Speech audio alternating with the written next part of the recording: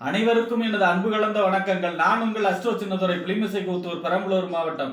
திருமணம் சொர்க்கமா நரகமா? அதாவது பாத்தீங்கன்னா ஜோதிட சாஸ்திரத்துல 7ஆம் பாவகம் திருமணம். இந்த திருமணம் ஒரு சில பேர்த்துக்கு சொர்க்கத்தில் நிச்சயிக்கப்படுகிறது, ஒரு சில பேருக்கு நரகத்திலும் நிச்சயிக்கப்படுகிறது. அப்ப ஒரு ஜாதகத்தை மேலோட்டமா பார்த்த உடனே, எந்த கணக்கும் இல்லாம பாத்தீங்கன்னா ஒரு மேலோட்டமா பார்த்த உடனே இந்த ஜாதகம் திருமண வாழ்க்கையில சொர்க்க இன்பத்தை அனுபவிக்குமா, அல்லது இந்த ஜாதகம் திருமண வாழ்க்கையில துன்பத்தை அனுபவிக்குமா, அதுக்கான கொடுப்பனை என்ன, அதுக்கான ஜாதக அமைப்பு என்ன, கிரக அமைப்பு என்ன, ஈஸியா பார்த்த உடனே ஜாதகத்தை எப்படி இந்த ஜாதகம் திருமண வாழ்க்கையில எப்படி இருக்கும், அதாவது நல்லபடியா இருக்குமா, இல்ல இந்த திருமண வாழ்க்கையில பிரச்சனைகளையும் பிரிவினைகளையும் சந்திக்கக்கூடிய ஜாதகமா இருக்குமா, அதை பார்த்த உடனே மேலோட்டமா பார்த்த உடனே கண்டுபிடிக்கக்கூடிய சில ஜாதக அமைப்பு கிரக அமைப்பு என்ன என்பதை பற்றி இந்த காணொலியிலே பார்ப்போம். இது போன்ற தொடர்ந்து ஜோதிட தகவல்களை பெறவும், தமிழ் மாத ராசி பலன்களை தெரிந்து கொள்ளவும் நமது சேனல் அஸ்ட்ரோ சின்னதுரை சப்ஸ்கிரைப் செய்து கொள்ளுங்க, லைக் பண்ணுங்க, நண்பர்களுக்கு ஷேர் பண்ணுங்க.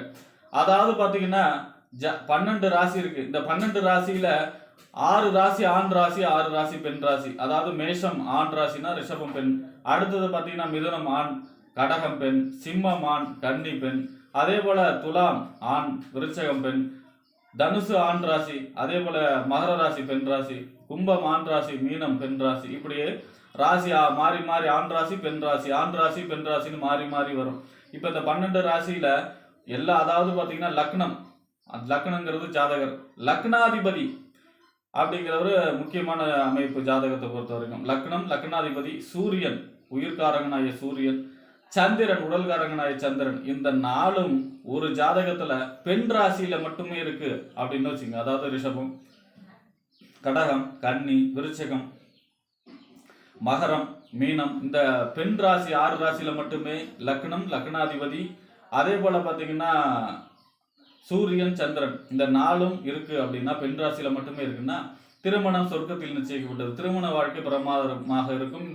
அதாவது இந்த பூமியில வாழ்வதற்கு தேவையான அனைத்து செல்வங்களையும் பெற்று, அதாவது குடும்ப வாழ்க்கை தேவையான ஐஸ்வர்யங்களையும் பெற்று சிறப்பான வாழ்க்கையாக இருக்கும். அதாவது ஒருவருக்குள் புரிந்து கொள்ளக்கூடிய, அனுசரித்து செல்லக்கூடிய, அதே போல திருமண வாழ்க்கை சொர்க்கத்தை காட்டக்கூடிய அமைப்புல இருக்கும். அதாவது பாத்தீங்கன்னா பெருசா பிரச்சனை வராது, எல்லாமே அனுசரித்து போகக்கூடிய அமைப்புல இருக்கும். செல்வ வளமும் சிறப்பாக இருக்கும். அதையோட முக்கியமா சண்டை சச்சரவுகள் மிகவும் கம்மியா இருக்கக்கூடிய அமைப்பாக இருக்கும். அதே நேரத்துல ஒருவருடைய ஜாதகத்துல ஆண் ராசிகள்ல மட்டும், அதாவது பாத்தீங்கன்னா மேஷம், மிதனம், சிம்மம், துலாம், தனுசு, கும்பம், இந்த ஆண் ராசி 6 ராசியில மட்டுமே லக்னம், லக்னாதிபதி, அதே போல சூரியன், சந்திரன், இந்த 4 இருக்குன்னு வச்சுங்க. அவங்களுக்கு சம்பாத்தியத்தெல்லாம் எந்த குறையும் வராது. பெயர், புகழ், அந்தஸ்து, கௌரவம், ஆளுமை, திறமை, அதே மாதிரி நிறைய சம்பாதிக்கக்கூடிய அமைப்பு, இது எல்லாமே சிறப்பா இருக்கும். ஆனா திருமண வாழ்க்கையில கொட்டை விட்டுருவாங்க. திருமணம் குடும்ப வாழ்க்கை சிறப்பா இருக்காது, குடும்பம் பெருசா இருக்காது. அவர் இஷ்டத்துக்கு அவரு போகக்கூடிய அமைப்புகளாக இருக்கும். ஈகோ அதிகமா இருக்கும். திருமண வாழ்க்கையில கேள்விக்குரிய உண்டு பண்ணிவிடும். திருமண வாழ்க்கை ஜெயிக்கக்கூடிய அமைப்புல இருக்காது. ஆனா தனிப்பட்ட வாழ்க்கையில அவர் ஜெயிக்கக்கூடிய அமைப்பாளராக இருப்பார். அப்ப திருமண வாழ்க்கையில பிரச்சனை சந்திக்கக்கூடிய ஜாதகமா இந்த ஜாதகம் மாறி போகும்.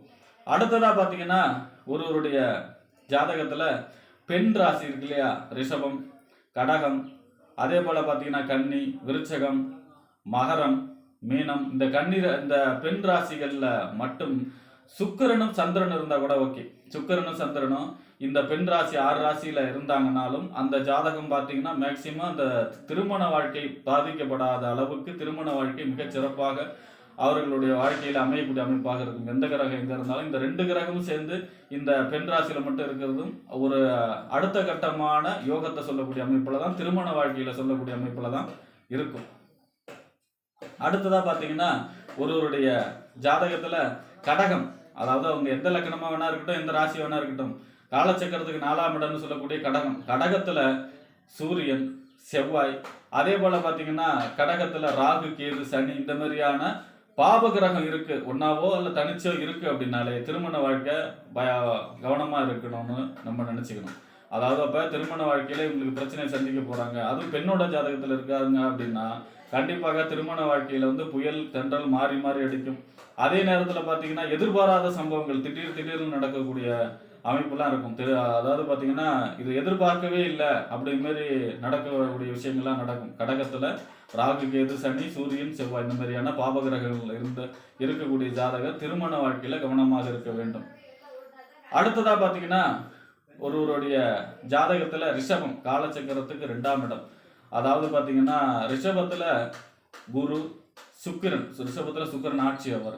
குரு, சுக்கிரன், புதன், வளர்பிறை சந்திரன் இந்த மாதிரியான கிரகங்கள் இருக்கு. ஒன்னாவோ சேர்ந்தோ அல்லது தனிச்சோ இருக்கு. ரிஷபத்துல ஒரு கிரகம் வலுவா இந்த சுப கிரகம் என்று சொல்லக்கூடிய புதன், குரு, சுக்கிரன், வளர்பிறை சந்திரன் இருக்காரு அப்படின்னா அந்த ஜாதகம் திருமண வாழ்க்கையில மிக அற்புதமாக இருக்கும். குடும்பம் சிறப்பாக அமையும். இளமை திருமணம் சீக்கிரமே காலகாலத்துல கல்யாணம் ஆகி காலகாலத்துல எல்லாம் நடக்க வேண்டிய விஷயம்லாம் நடக்கக்கூடிய நேரத்துல நடக்கக்கூடிய அமைப்பாக இருக்கும். இந்த ரிஷபத்துல இந்த சுபகிரகங்கள் அமர்ந்துள்ள ஜாதகர்களுக்கும் இதெல்லாம் பார்த்தீங்கன்னா எந்த கணக்கும் போடாம பார்த்த உடனே நம்ம தெரிஞ்சுக்கக்கூடிய ஜாதக அமைப்பு.